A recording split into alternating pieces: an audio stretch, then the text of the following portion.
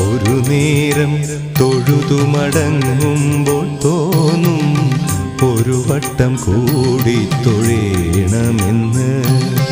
ഒരു വട്ടം കൂടി തൊഴുമ്പോഴും തോന്നും ഇതുവരെ തൊഴുതത് പോരെന്ന്.